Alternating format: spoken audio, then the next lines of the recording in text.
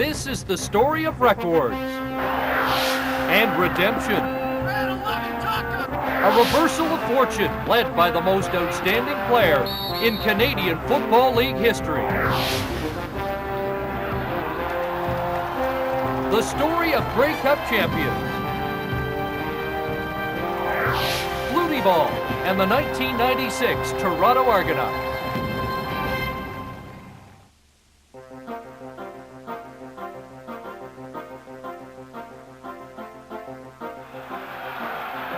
In 1995, the good ship Argo ran aground. Everything that could go wrong did. Even the most upbeat Argo lost his balance. Dramatic changes were in the forecast the following winter. Club President Bob Nicholson confirmed Don Matthews' return to the Argo helm to chart a new course. The challenge here is to come to Toronto and turn a 4-14 team around to make it a Grey Cup contender, and I think strengthen the league. And so I feel that I have a chance to make a difference, and that's why I wanted to come here. Four-time CFL outstanding player Doug Flutie would call the signals a signal to fans that 96 would be different. You start winning, you start playing good football, people in the city get excited about it. The attendance will pick up, or the enthusiasm around town gets picked up, and that all takes care of itself. Joining the marquee quarterback were free agent defensive tackle Andrew Stewart from BC. Running back Robert Drummond helped Matthews win a Grey Cup for Baltimore, along with versatile defensive star Reggie Gibbons. The dispersal draft netted Outland Trophy winner Rob Waldrop from Memphis. Mike Kislak was regarded as the CFL's best center in San Antonio. Oakville's Mike Vanderjet would be entrusted with the kicking duties. Only a few players remained from the Argos' last kick at the Cup in '91. Rover Don Wilson, a defensive leader. Clements, the league's top player under Matthews in 1990. And the senior Argo in years of service, Paul Mazzotti.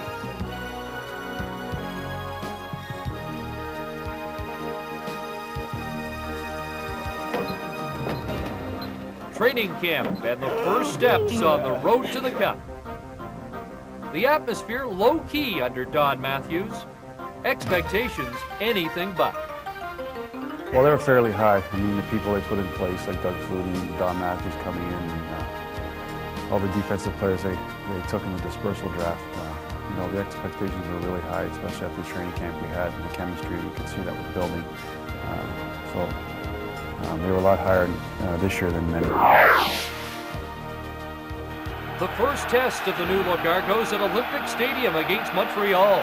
The first touchdown by Robert Drummond, who got the Argos pointed in the right direction.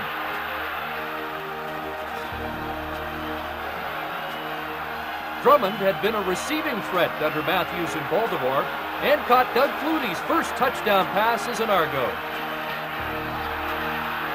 But the fourth quarter began with Toronto embroiled in a one-point game.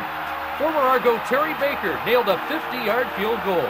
Montreal led by 4 with less than 4 minutes to play. Time to test the mettle of a new head coach and star quarterback. In the dying seconds, Flutie provided a storybook finish that had marked his remarkable career. A great escape from the Alouette rush, finding Paul Mazzotti in the end zone for an unforgettable season-opening win, and a sign of things to come. Flutie finished the night with 26 completions. Mazzotti was already on his way to another 1,000-yard season, and Argo fans now knew the impact Robert Drummond could have.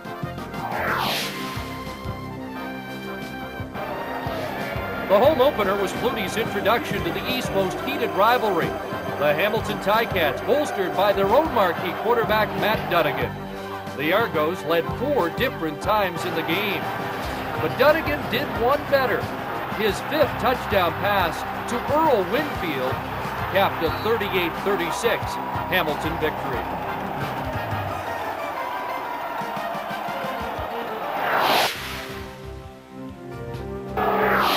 Toronto was not about to dwell on an early season defeat, even to the hated Ticats. Flutie was adapting to a new offensive system. Against Winnipeg, he called his own number, then handed the ball to Robert Drummond, running to daylight 79 yards and a 14-3 first quarter lead. Then Flutie hooked up with an old Calgary teammate, University of Western Ontario product Tyrone Williams, 45 yards, as Toronto stormed to a 35-14 road victory.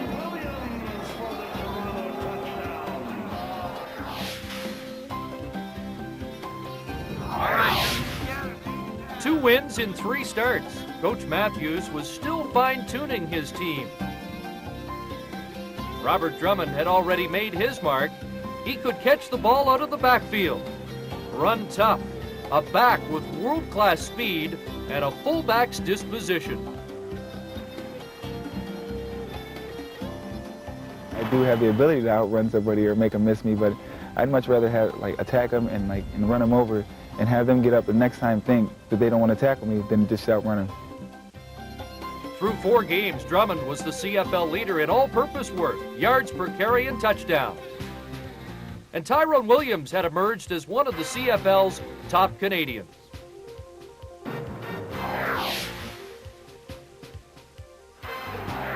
After dismantling Ottawa 34-4, the Argos gave Saskatchewan a rough ride in Week 5. Jimmy the Jet Cunningham was starting to take flight, recording his first punt return major of the year.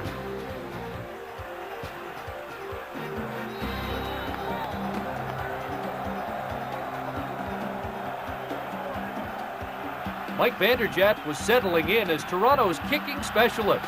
A 50-yard field goal helped consolidate his position. And the Argo offense, under Flutie's direction, was starting to purr like Don Matthews' sports car. The final at Taylor Field, 40-16 Toronto. The coach was expanding the playbook and expectations week by week. At 4-1, he knew his team wasn't on easy street yet, but they were headed there in the fast lane. Our goal, and it's a stated goal, is that anything short of the Grey Cup for our football team would be a disappointment. We openly say to our players there's no reason for us to lose another game. We've got enough talent on our football team to win every time we play, so expect to win, and our players do exactly that. Week 6 brought the Alouettes to Toronto for the first time in a decade. Like the opener, this was another tight game, which Robert Drummond broke open with a 75-yard touchdown run. The Argos prevailing 40-31.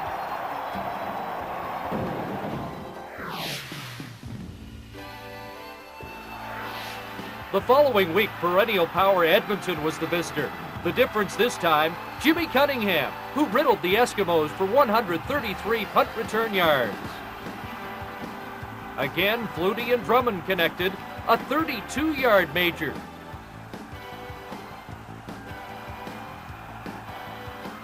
And the defense, overshadowed by their high-powered offense, set its sights on Danny McManus. Adrian Smith's interception preserved a 24-21 win. But the Eskimos left talking about Jimmy Cunningham, who was quickly becoming the talk of the league. And this time, Cunningham will spring free for a bigger return.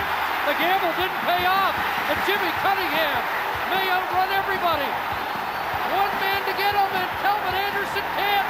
Touchdown, Jimmy Cunningham. You have a guy who can put you on their side of the field on the kickoff return or punt return, and then you have an offense guided by Doug Flutie. It's a pretty powerful weapon. Special teams are a common thread in championship clubs. Reggie Gibbons' downfield tackle set the tone for a victory in Ottawa, which was also highlighted by George Namako's punt block. And Week 8 was important for another reason. Pinball Clemens scored 3 touchdowns and was establishing a new identity in the Argo offense.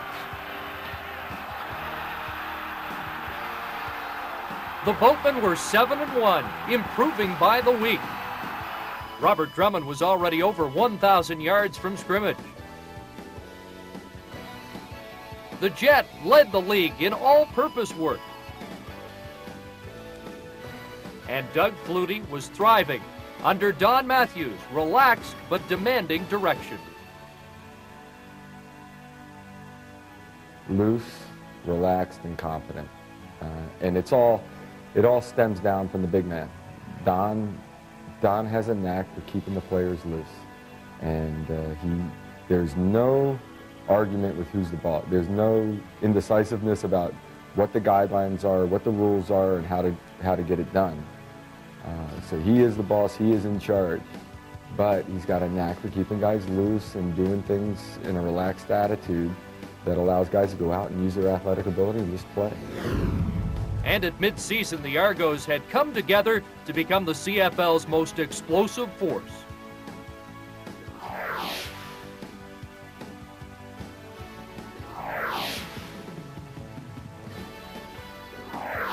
If it's Labor Day, this must be Hamilton. Only a Grey Cup victory is coveted more than beating the hated Tiger Cats on their home turf. It was Doug Flutie's first taste of the Eastern Labor Day Classic, so he let an old hand, Mike Clements, show the way. Pinball and Flutie were now on the same page in the Argo playbook. Adrian Smith appeared to be in the Ticat huddle when he picked off this pass and took it to the house.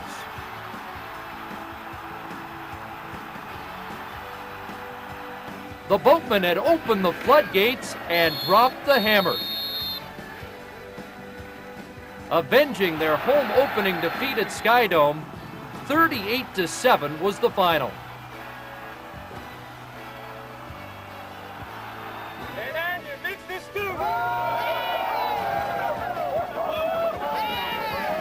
The Argos were walking the walk, talking the talk, and doing it all with a swagger. The relaxation and the Who's Daddy and the Go Donnies and all the different little relief fun or comic relief type of thing we do, it kind of helps us to, put in this perspective that we still out here trying to have some fun, but also want to win games. We have a colorful group. This guy's a very interesting group, for lack of a better word. Guys that genuinely enjoy being around each other, that have fun, and that love to play the game as well. Guys show up to the ballpark ready to play, and that's indicative of our record during the regular season. It's hard to maintain that sort of consistency throughout the season, no matter how talented you are, but we've been able to do that.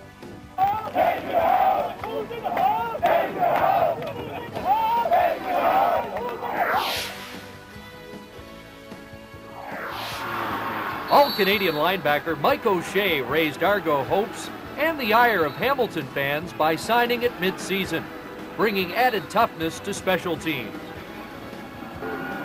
Incumbent Reggie Gibbons demonstrated his value to the defense with a menacing performance against Saskatchewan in a 31-13 victory. The week's offensive star was University of Saskatchewan product Dwayne Dimitrition, who reeled in a pair of touchdowns in a team record 9th straight victory.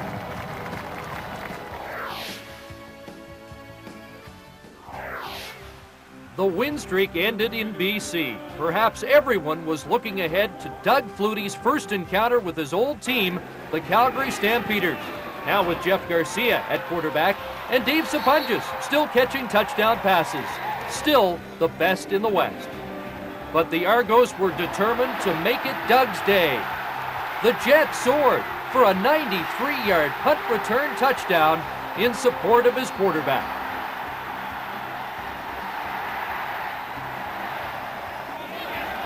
Mike Clements caught 11 passes, but none were bigger than the game breaker from Flutie to Mazzotti. Here's Flutie airing out the football, looking deep, and he's got Paul Mazzotti! Foot race, and Mazzotti's going to win it! Oh, what a big one for the Argos, 97 yards!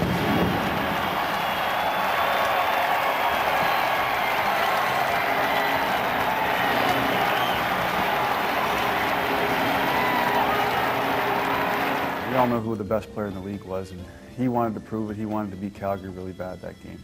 And the rest of the players knew that. We wanted to win for him as well as for ourselves and our fans. But there was a little edge to Doug that day and a little edge to the rest of our team. And we pulled out a tight one. That was just another character builder for our team.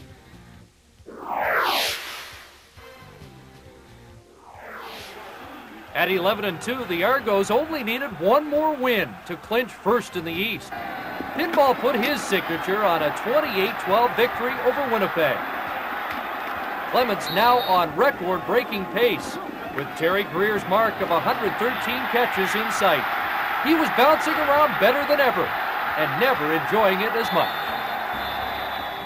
I've always enjoyed the game, and even during those times I enjoyed the game. I went out, played hard as I could, every ball game, every time out, and tried to give my best, and I think that's all you really can do. But to say that it was as fun as it is now, no way, not even close. It was difficult. At times you almost felt like, is it worth it? And but it turns out that yes, it's more than worth it.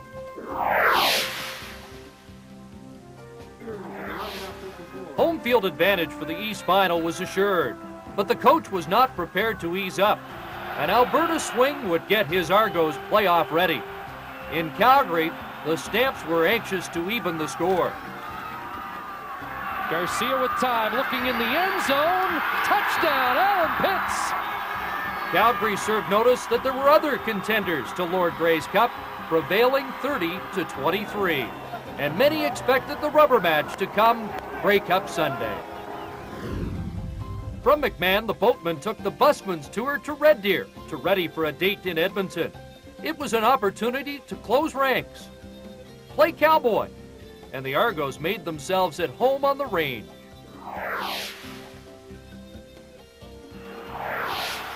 By game day, Michael O'Shea was breathing fire at middle linebacker, and the unheralded defense, ranked number 2 in the league, was at its punishing best. The offensive line, led by Mike Kiselak, provided its customary seal of protection around the quarterback, affording Doug Flutie time to work on the Eskimos' feared defense. Tyrone Williams re-emerged at Commonwealth. And it's a direct snap to Robert Drummond, and look at this hole! Robert Drummond into Eskimo territory, it's still going, finally forced out. Flutie fakes, and now Drummond, will he plus? Trying to hold him out, and it is a touchdown. Robert Drummond broke the plane, even though he was in the grasp of Willie Plus. The final score was 24-17 Argos. Little did Flutie and McManus know they'd lock horns again in a month's time.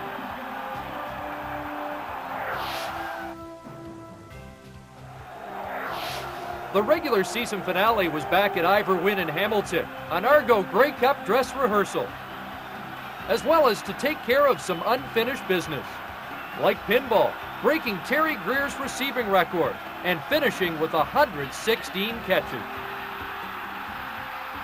The Jet added to his yardage total to win the all-purpose category.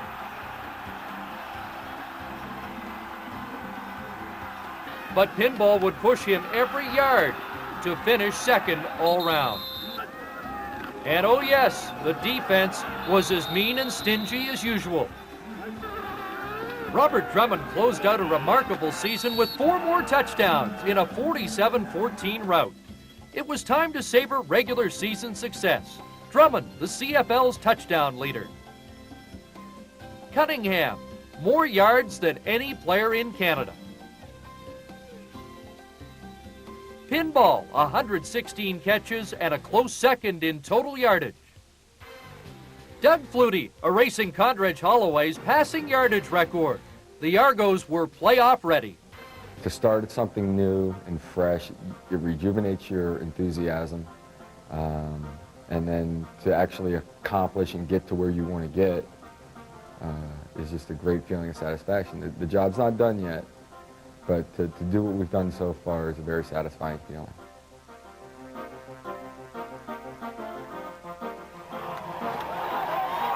November 17th at Skydome, the Eastern Final.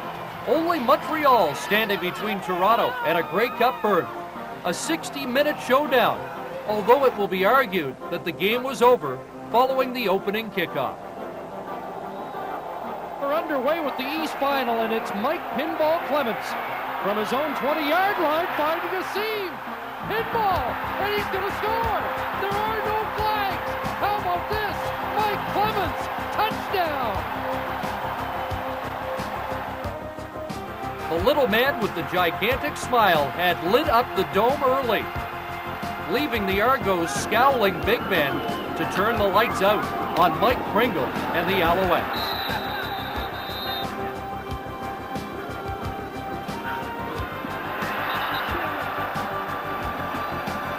Montreal coach Bob Price had no answers for the Argo onslaught. Early in the second quarter, Flutie rolled right, spotted the Jet open in the end zone. It was 19-0 and time for the Jimmy Shimmy. Yes, it appeared the Argos were headed for Steeltown, just as Don Matthews had vowed from the outset. Good thing, everybody. Hey, see you there in Hamilton. Hey, they know, yeah, we're gonna sell this. You can get your ticket for Hamilton, baby. It's all there, baby. 95 Grey Cup MVP Tracy Ham couldn't crack the Argo defense. Veteran Ed Barry's interception sealed a 43-7 final, which put the game on ice. The Argos were Eastern champions again, ready for the best from the West after a flawless performance. That was awesome. You know what? That was perfect.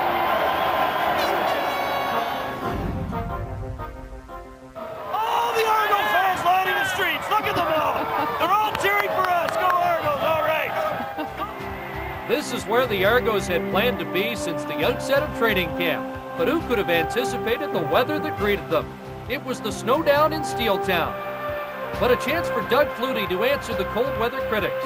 Conditions in which Danny McManus had won before. The big chill had its early effects. An errant shotgun snap misfired, covered by Flutie in the end zone for a safety. An Eskimo lead, then followed by an improbable catch. First down, Edmonton with the football. McManus going up top for Eddie Brown. What a catch! Eddie Brown! Touchdown, Edmonton! Suddenly, the favorites were 9-point underdogs, and all those so-called Argo bounces were going Edmonton's way.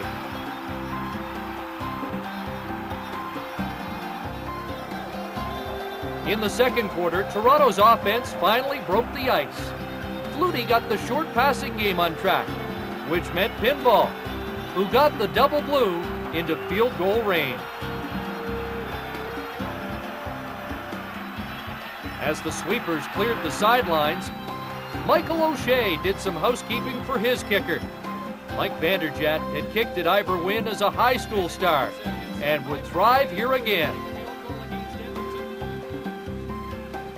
A 39-yarder had the Argos on the board. Then the Jet became a snowbird. Across the 35, and Jimmy Cunningham's doing it again. No flags, and Cunningham is going to score. Touchdown, Toronto.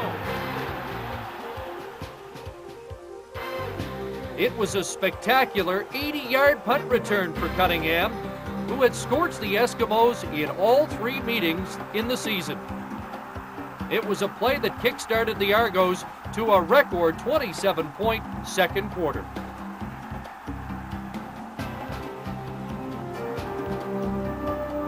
Vanderjagt kept the Argos on the right foot with a second field goal, and Edmonton's 9-point lead had melted into a 4-point deficit. Ron Lancaster's offense had sputtered during the season, but had brought its big play potential to Ivor Wynne. Danny McManus hooked up with Jim Sandusky on a 75-yard major to restore the Eskimo lead. Adding injury to insult, Donald Smith had been shaken up in a collision with teammate Lester Smith as the green and gold celebrated their lead. Undaunted, the Argo offense plowed ahead. Flutie, wearing gloves for the first time, showed a deft touch to wide receiver Paul Mazzotti. The 9-year veteran was realizing a dream of playing a Grey Cup game at Ivor Wynn. The Stony Creek native made the night an uncomfortable one for the Eskimos secondary despite a cramping problem of his own. Robert Drummond capped Toronto's first touchdown drive, but before the Argo offense had reached the sideline heaters, Gizmo Williams had turned the heat back on Toronto. Henry Williams with a crease, and now he'll get outside over midfield.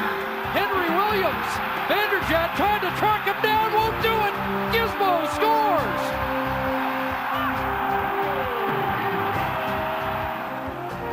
A record-breaking 91-yard return worthy of a bow. The Argos were down for the third time in the first half, victimized by 3 big Edmonton plays. With 2.5 minutes to go in the half, Flutie ball rolled into high gear.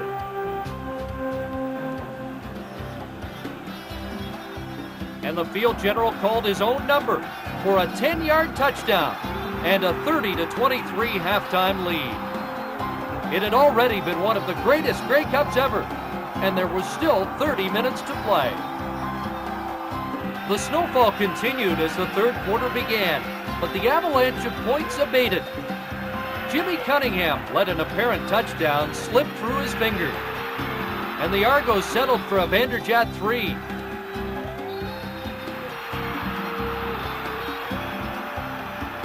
Danny McManus had kept Edmonton close, but he needed Darren Flutie to put the Eskimos over the top.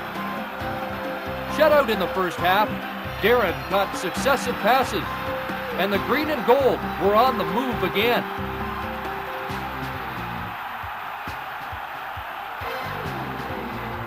Until a former Eskimo, Don Wilson, snuffed the march with a quarterback sack. Edmonton would settle for a field goal attempt, but it would not be Sean Fleming's night. Missing from 37 yards, Cunningham returning the ball 29 for Toronto. Defenses dug in. Betty Good stuffed Drummond as the Eskimos started to live up to their #1 defensive ranking. This snow job was far from over, Toronto leading 30-23 after 3 quarters. Midway through the fourth, Argos up by 10 and the Eskimos mount a critical drive. Canadian Mark Tobert's grab set up Eric Blunt's 5-yard trek to the end zone. The lead was 3 and the Eskimos weren't going away. Neither team had a handle on the cup yet. Sensing the momentum shift, the Argos elect to gamble on 3rd and short. Flutie plunges forward, but undetected by the officials, the ball pops loose. The play was whistled dead. Ron Lancaster in an uproar. Instead of a change of possession, the Argos had moved the chains, adding a field goal for a 6-point lead, while Lancaster fumed on the Edmonton sideline. Still within a touchdown of the lead, McManus was one big play away from the upset, but the big play would go to Toronto. Delivering, picked off. Adrian Smith is going to score. Touchdown Argonauts. With Adrian Smith's back-breaking interception, Don Matthews' goals outlined in training camp had been realized in a game frozen in time as a Canadian classic. Doug Flutie was named Grey Cup MVP. Mike Vanderjagt, top Canadian. Pierre Berchevelle had won his first cup, and the Argos had won their 13th in franchise history. 1996, the year Flutie ball prevailed. The greatest turnaround in CFL history. The Toronto Argonauts, double blue and Grey Cup champions.